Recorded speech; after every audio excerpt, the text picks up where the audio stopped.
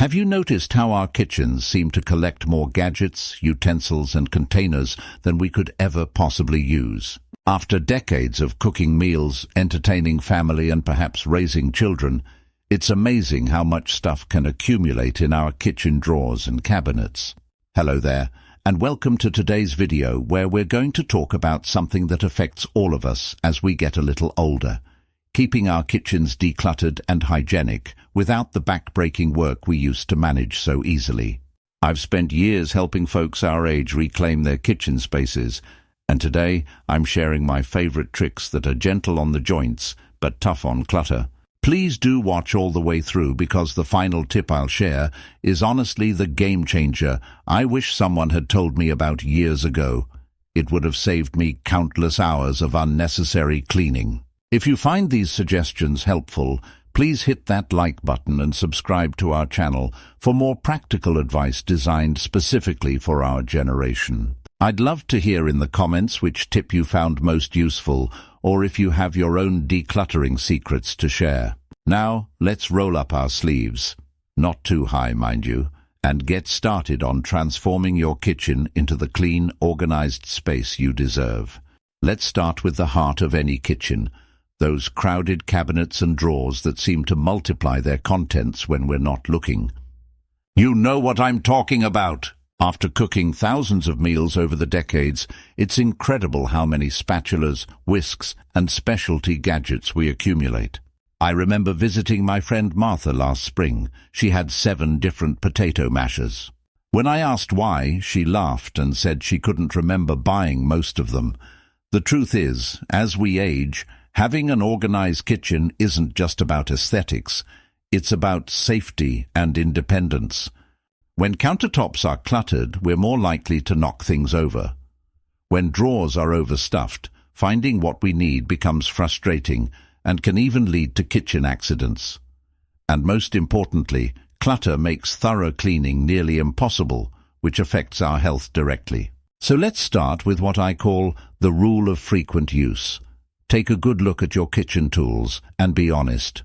Which ones do you actually use weekly? Those deserve prime real estate in your most accessible drawers and cabinets. For me, it's my favorite wooden spoon, a good sharp knife, a spatula, and my trusty measuring cups. Everything else can be stored further away or, in many cases, donated. Speaking of donation, that's your next step. Those specialty gadgets gathering dust, the avocado slicer, the strawberry huller, the egg separator. Consider whether they truly make your cooking life easier. Most of us find that as we've gotten older, we've simplified our cooking. We know the tricks that work just as well with basic tools. Your local senior center or community kitchen would likely welcome these items, giving them new life while freeing up your space. Now, for those of us dealing with arthritis or reduced mobility, there's another consideration. Vertical storage can be your best friend. Rather than stacking pots and pans, consider installing simple hooks on an unused wall or under cabinets. Having your cookware hanging makes it accessible without bending or lifting heavy stacks. My neighbor John installed a simple pegboard wall in his kitchen after his hip replacement, and he says it's been a game-changer for his independence. Let's talk about food storage, another major clutter culprit. Those plastic containers seem to multiply in the dark of the cabinet, don't they? And somehow the lids always disappear. Here's my system. Twice a year, I empty my container cabinet completely. I match every container with its lid, and anything without a partner goes straight to recycling. Then, I nest containers by size and store lids vertically in a dedicated organizer. It's simple, but it works wonders. For pantry items, clear containers are worth the initial investment. Not only do they keep foods fresher, but they also allow you to see exactly what you have and how much is left. No more buying another bag of flour when you already have 2 hidden in the back. And speaking from experience, when our eyesight isn't what it used to be, being able to visually identify ingredients without reading small print is incredibly helpful. Another trick that's made a huge difference in my kitchen is what I call zoning. Think of your kitchen as having different activity centers, a cooking zone, a baking zone, a coffee station. Keep everything needed for each activity together. For instance, my coffee area has the coffee maker, mugs, filters, and coffee beans, all within arm's reach. This not only reduces clutter, but also minimizes the energy spent moving around the kitchen gathering supplies. Let's talk about under-sink storage, often the most chaotic area in many kitchens. This space tends to become a dumping ground for cleaning supplies, extra sponges, and who knows what else. Installing a simple tension rod can create a hanging space for spray bottles, while small bins can corral similar items together. This organization doesn't just look better, it prevents leaks from damaging your cabinets and makes it easier to spot pest issues before they become problems. And here's something many of us don't consider: those expired medications and vitamins in the kitchen. Many of us keep them in a drawer or cabinet, where they take up space and can potentially be confused with current medications. Take an afternoon to go through them. Properly dispose of expired items at your local pharmacy's take-back program, and establish a small dedicated space for current medications that need to be taken with food. Refrigerator organization deserves special attention too. As we age, food safety becomes even more important since our immune systems aren't quite as robust as they once were. Use clear bins to group similar items together, and implement a first-in, first-out system by placing newer items behind older ones. A weekly quick clean-out before grocery shopping helps prevent forgotten foods from becoming science experiments in the back corners. Now let's talk about something we often overlook: our countertops. They're prime real estate in any kitchen, yet so many of us treat them like storage shelves. I visited my sister last month and could barely find space to set down my purse among the toaster, coffee maker, blender, stand mixer, knife block, spice rack, cookbook stand, and various decorative items. She wondered why cooking had become such a chore. Mystery solved. The truth is, cluttered countertops not only make cooking more difficult, but also significantly complicate proper cleaning. Those appliances we leave out collect grease, dust, and food particles in ways we don't always notice. When I downsized my countertop items to just the essentials, in my case, the coffee maker I use daily, and a small container of cooking utensils, I was shocked at how much easier my daily wipe-downs became, and how much more thoroughly I could clean. Here's a tip that's worked wonders for me.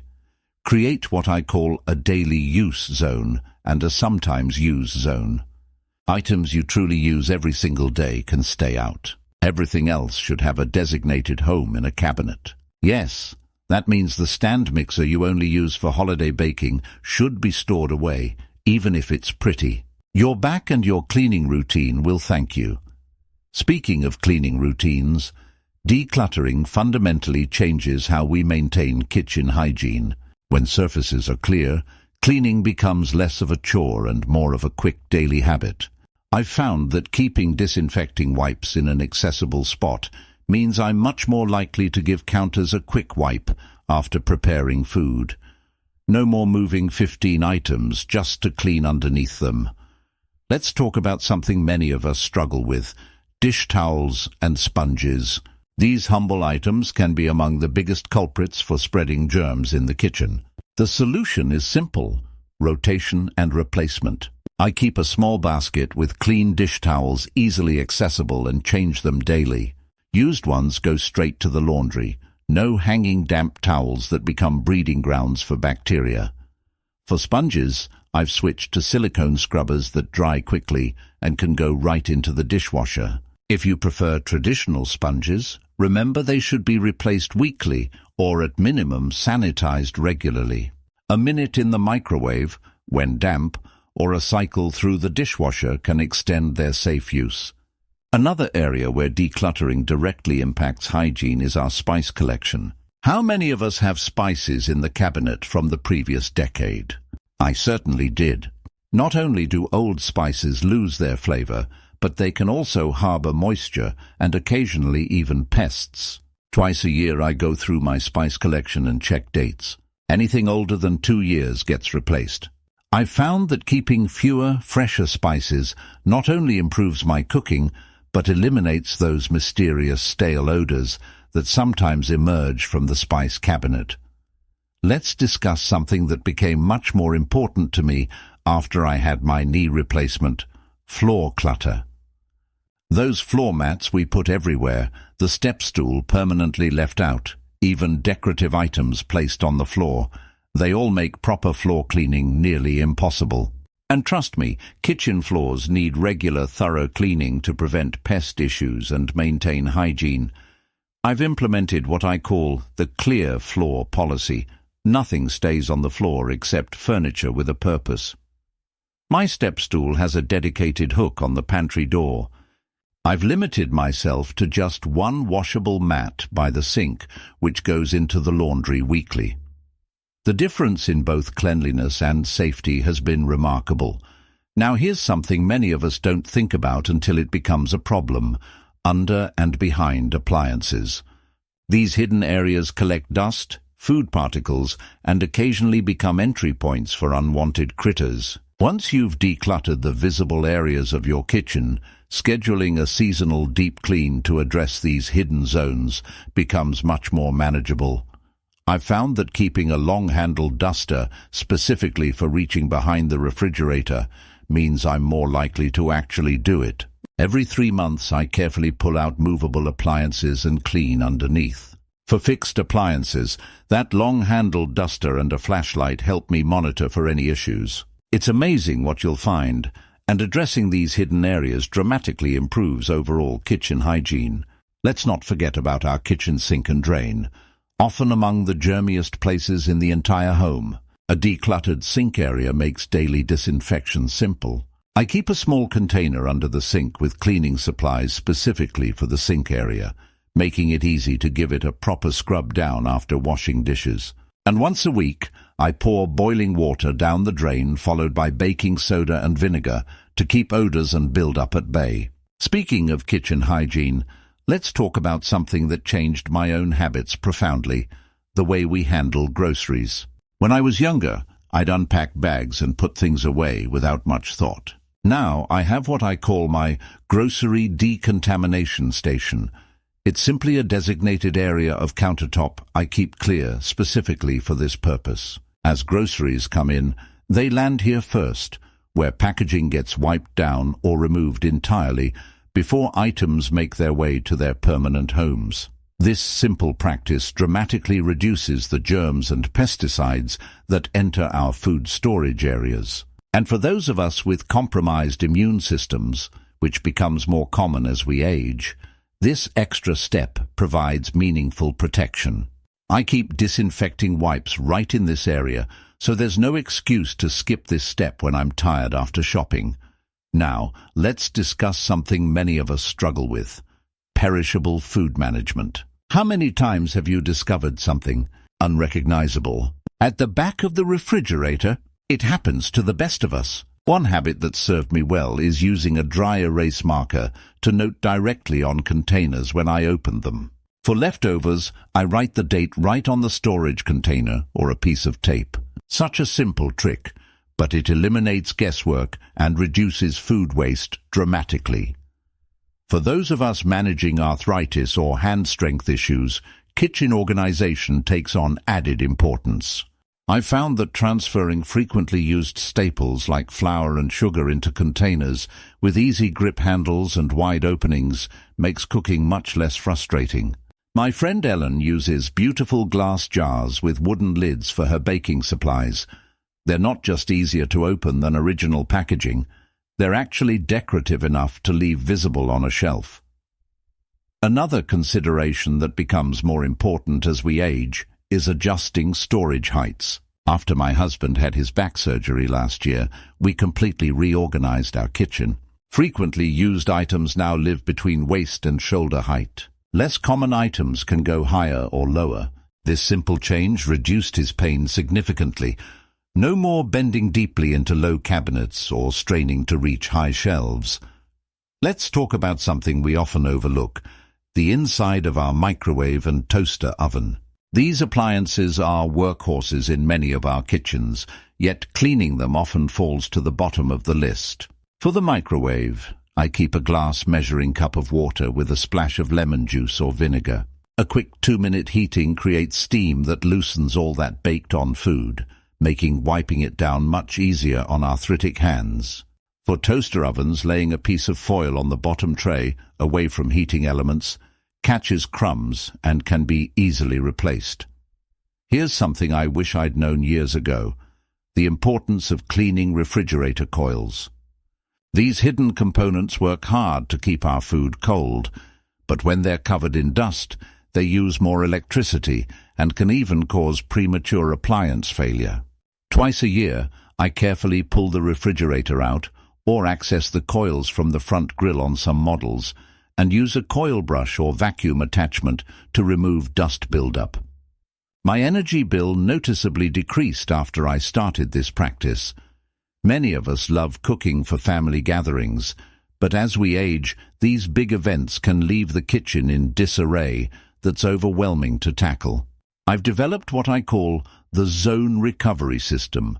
Instead of facing the entire messy kitchen, I focus on one zone at a time, first clearing and cleaning the sink so I can wash items, then addressing the stove, then countertops, and so on.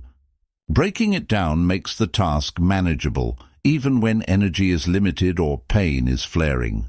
What about those kitchen tools that have become difficult to use as our strength and dexterity change? It's worth evaluating which ones truly serve you now, not 20 years ago.